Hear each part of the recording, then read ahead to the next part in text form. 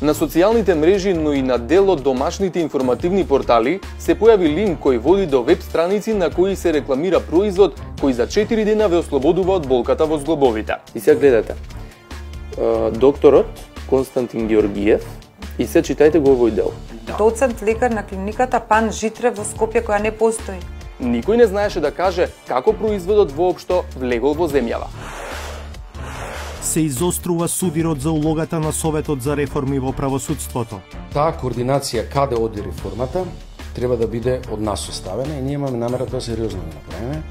И во таа смисла ќе дојдеме во судир со оваа група нужно, што тоа прашање на моќ, знаете. Кикшил, што формуарме вендимте министрите дреци за да капърчелим дијекјене процесите реформувоски цели тани аш чарти трасувар. 85% од граѓаните бараат промени во судството. Анкета на 360 степени. Докаде е изградбата на трите автопати и зошто новата влада го прави она што го критикуваше како опозиција, потпишува анекси на договорите. Нема да биде со тие цени кои што првично има претходната влада преговарано со кинезите, далеку пониски ќе бидат.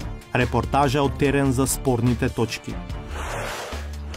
Родители гневни од пасивноста на власта за аерозагадувањето, в среда нема да ги пуштат децата во училиште и градинка. Мислиме дека испратиме многу силна и мукна порака до власта дека време е нешто навистина да се превземе. Наводна некаква иницијатива на наводни некакви родители да децата не одат на училиште. Простотилукот во политиката не доведе на ова дереже.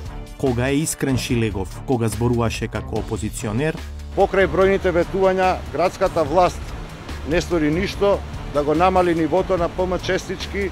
Или сега како градоначалник. Како да постои некаде копче, кое што градоначалникот не сака да го вклучи за да се исчисти околината.